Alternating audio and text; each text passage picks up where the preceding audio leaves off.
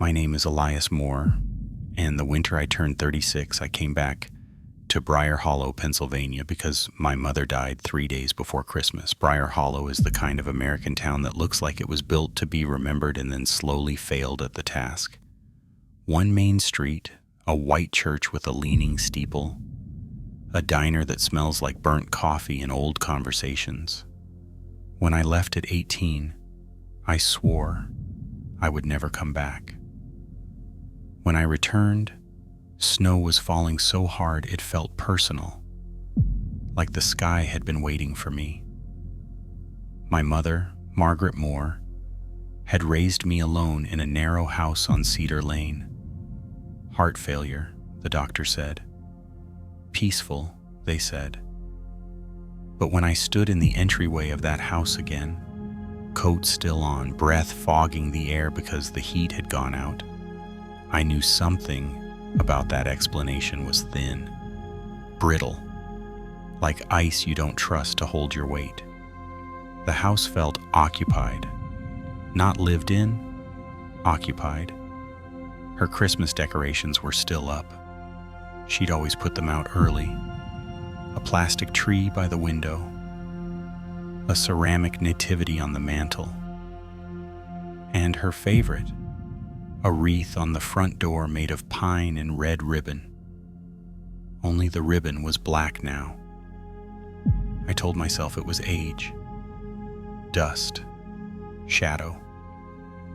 That first night I slept on the couch. I woke to the sound of someone knocking on the front door. 3 slow knocks, measured, polite. When I checked, no one was there. Only snow, unbroken, and the wreath gently swaying, though there was no wind. I didn't sleep again. The next morning, I went into town to arrange the funeral. Everyone recognized me. Everyone looked relieved that I'd come back. And everyone avoided one subject with the care of people stepping around a grave they didn't want to acknowledge. The Hollis house. It sat at the edge of town, half swallowed by woods. Once it had belonged to Silas Hollis, his wife Ruth, and their 3 children, Clara, Benjamin, and Thomas. On Christmas Eve 1911, during a blizzard, the Hollises opened their home to the town. By Christmas morning, every one of them was dead. The official story was smoke inhalation, faulty chimney, tragic accident. The unofficial story, the one you heard only if you stayed long enough and didn't interrupt, was that the townspeople took more than they were offered. Food, coal, gifts. And when Silas Hollis asked them to leave, they locked the doors instead. The house burned, the snow fell, and Briar Hollow survived by agreeing never to speak of it again. That afternoon, as I left the funeral home, Mrs. Helen Crowley, my old 5th grade teacher, grabbed my arm. "They've noticed you," she said. Her mouth tightened. That night the knocking returned, louder this time. When I opened the door, a little girl stood on my porch. She wore an old-fashioned coat. Snow didn't touch her. Her eyes were black, not empty, crowded. She asked. The girl smiled. Behind her, the street was gone. In its place stood the Hollis house, whole and lit and warm, Christmas lights glowing like watchful eyes. I don't remember walking. I remember standing inside. The house smelled like pine and smoke and something sweet turning sour. Candles burned everywhere. A Christmas tree stood in the parlor, decorated with watches, rings, bits of bone. Around a long table sat people I recognized from old photographs. Silas Hollis stood at the head. "You came back," he said. "I didn't mean to," I replied. "They told me everything then. How the dead of Briar Hollow lingered because the town never mourned them. how each Christmas Eve, someone was invited in, how my mother had been chosen once and refused. She remembered us, Ruth Hollis said. That was enough, I asked. Silas looked at the empty chair beside him. The children began to sing, not carols, names, my name. I ran. I woke up in the snow, outside my mother's house, the wreath gone from the door, my hands burned with cold. The Hollis house was gone again. An empty lot, a stone marker. At my mother's funeral, no one stayed long, but Mrs. Crowley pressed an envelope into my hand before she left. Inside was a letter my mother had written years ago. If you're reading this, it means they're calling again. Don't answer. Remembering is enough. Coming back is not. Tonight, it's Christmas Eve again. Someone is knocking, and I'm telling you this story instead of opening the door. We receive these stories from many different people, from many different places. We read them, gather them, and share the ones that linger with us long after the final line. If you have a story you'd like to share, you can send it to the email address in the description. Before you go, leave a comment and tell us where you're watching from, what time it is, and how you felt about the story. And if you enjoy quiet, chilling narrations like this, don't forget to subscribe. Until next time, keep listening. Story number 2. The first time the bells rang, no one noticed. That was the strange part. In a town like Hollow Creek, people notice bells. The old stone church sat at the center of town, and its bell tower had marked everything for more than 100 years. Births, deaths, weddings, fires. But on the night of December 24th, the bells rang once, low and heavy, and no one looked up. Except me. My name is Daniel Harper, and I was driving back into Hollow Creek after 12 years away, tires crunching over snow that hadn't been plowed yet. The sky was the color of bruised metal, and the town lights glowed weakly through the falling snow. When the bell sounded, it wasn't loud. It wasn't urgent. It felt deliberate, like someone clearing their throat before speaking. I pulled over without knowing why. The church stood dark. No lights, no movement. The bell rope hung still inside the tower, visible through the open slats. There was a wind strong enough to move it. I told myself the sound must have come from somewhere else. Metal contracts in the cold. Old buildings make noises. That was the first lie I told myself that night. I came back because my father, Thomas Harper, had died 2 days before Christmas. Stroke in his sleep, the sheriff said. Peaceful. The same word they use when they don't want questions. I hadn't spoken to my father in years.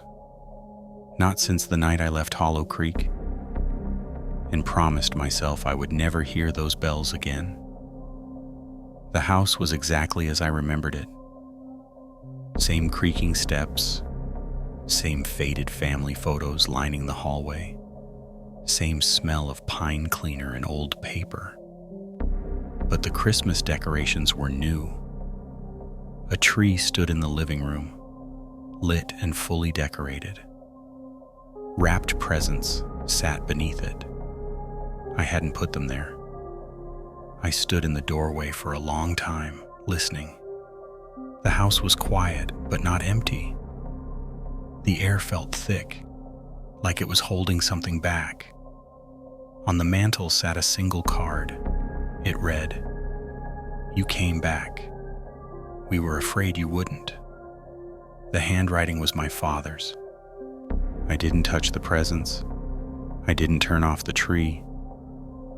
I went to bed in my old room and locked the door, even though I felt foolish doing it. Sometime after midnight, the bells rang again. This time, everyone heard them. The sound rolled through town, slow and steady, one toll after another. Phones lit up. Porch lights flicked on. People stepped outside in coats and slippers, looking toward the church with confusion and unease. The bells hadn't rung at night in decades.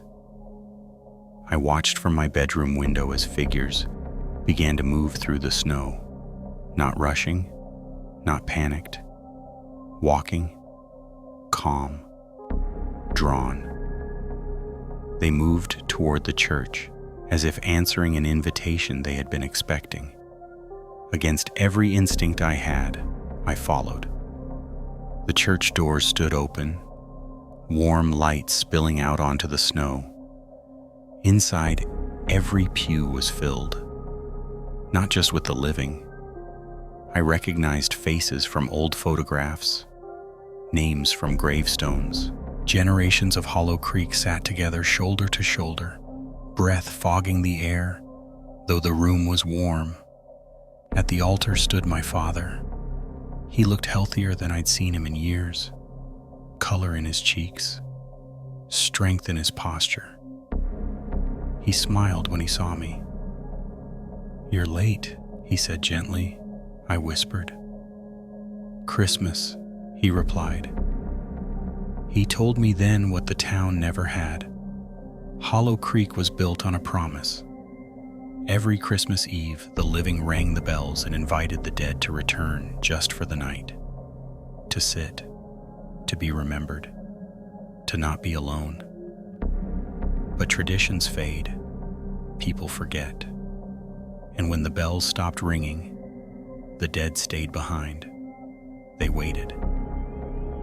"Someone has to ring them," my father said. I understood then why I had come back, why the tree had been lit, why the presents waited unopened. The bells rang again, louder now, and the people in the pews turned toward me with expressions that were not angry but hopeful. I backed away. I ran. The snow swallowed my footprints as I fled the church, the bells chasing me with sound that felt like hands at my back. I didn't stop until I reached my father's house, until I slammed the door and pressed my weight against it. Morning came quietly. The town was normal again. No lights, no figures, no bells. My father's house was empty. The tree was gone. The presents had vanished. On the mantel, the card remained, but the words had changed. Next year, then. Tonight is Christmas Eve. The bells haven't rung yet, but I can hear the rope moving. Story number 3. Snow began falling in Ashwood before it was unwet. The slow, careful kind that feels like a decision rather than weather. By the time night arrived, the town was wrapped tight and quiet, streets emptied, sound swallowed whole. Christmas lights glowed in windows, but no one lingered outside. No one ever did on Christmas Eve anymore. My name is Landon Price, and I came back to Ashwood because my brother disappeared here 10 years ago. His name was Evan Price. He was 16, loud, fearless, the kind of kid who never believed in consequences. On Christmas Eve, he went out after dark and never came home. Search parties combed the woods. The river was dragged. Eventually, his name was carved into stone, and the town learned how to speak around the empty space he left. I left the next morning. Ashwood hadn't changed when I returned. Same narrow streets, same hardware store, same white church on the hill. But the silence felt heavier now, like the town was holding its breath. As I walked past the old community center, I saw the sign still hanging crooked out front. Christmas Eve, Candle Walk, Town Tradition. I didn't remember that. Inside the diner, I asked Mary Caldwell, who had known me since I was a child. Her smile faded the moment I mentioned my brother's name. "We don't talk about the Candle Walk," she said. "The power went out. The town went dark, one house at a time, like something moving through the streets. Then the candles appeared, in windows, on porches, lining the sidewalks. No one lit them. They were simply there, flames, steady and pale, and the walking began. People stepped outside without coats, without speaking, each carrying a candle of their own. Their faces were calm, almost peaceful, eyes fixed forward. I followed at a distance as they moved toward the woods behind the church, toward a narrow path I hadn't walked since I was a boy. Voices drifted through the trees, soft, overlapping, unfinished. Names. At the clearing, hundreds of candles burned in the snow, wax pooling like frozen tears. Figures stood among them, shapes half-formed, familiar and wrong. I recognized classmates, neighbors, people who had gone missing and been mourned without answers. And at the center of the clearing stood Evan. He looked exactly as he had the night he vanished. "You came back," he said. I asked. "The walk," he replied. "We got lost." They told me then. Every year the town remembered the missing by walking the path they'd last taken, lighting the way so they wouldn't be alone in the dark. But grief faded, people moved on, the walk stopped. The lost stayed lost. "We need someone to lead it," Evan said. The candles around the clearing bent toward me, flames stretching, eager. I thought of the years I'd spent running from this place, from that night. I thought of my brother standing in the snow, waiting. I turned and ran. Behind me, the candles went out one by one. Morning came. The power was back. The sign at the community center had fallen completely, half buried in snow. No one in town mentioned the outage, or the candles, or the walking.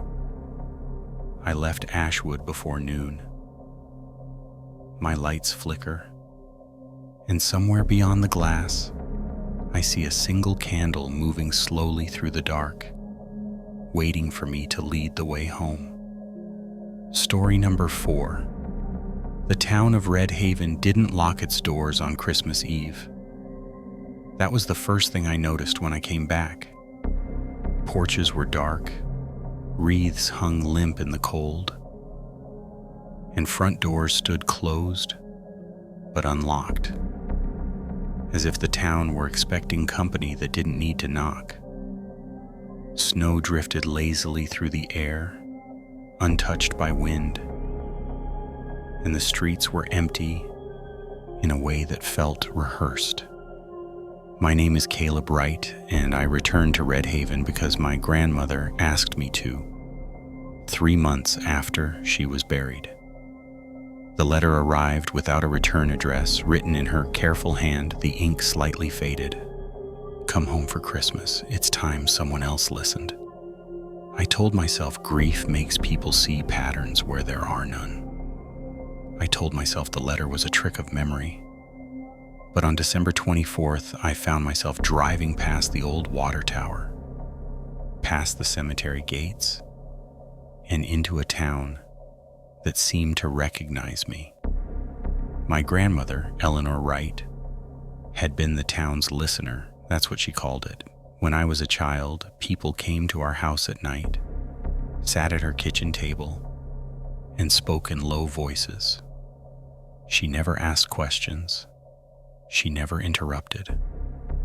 When they left, they always looked lighter. After she died, the visits stopped. That night, as snow began to fall, I heard the first whisper. It came from the hallway of her house, soft and deliberate, like someone practicing a name before saying it aloud. I followed the sound to the parlor. The chairs were arranged in a circle. Candles burned on every surface, flames steady, untroubled by drafts. And the room was full, not of bodies, of voices. They spoke from the walls, the floor, the air itself.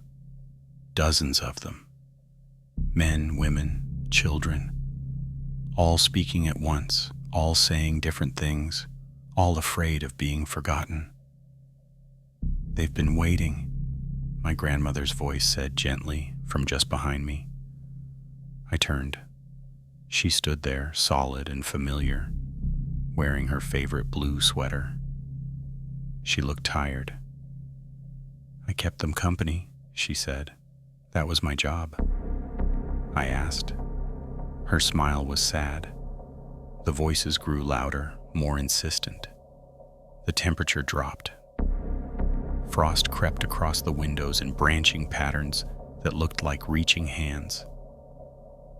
I thought of the unlocked doors, the empty streets, the town holding its breath.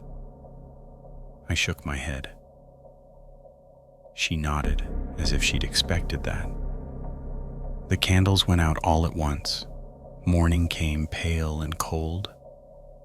The house was empty. The parlor was just a parlor again. No circle, no candles. I left Red Haven before noon. But sometimes, late at night, when my house is quiet and the world feels thin, I hear someone say my name from the next room. And I listen, because I'm afraid of what happens if I don't.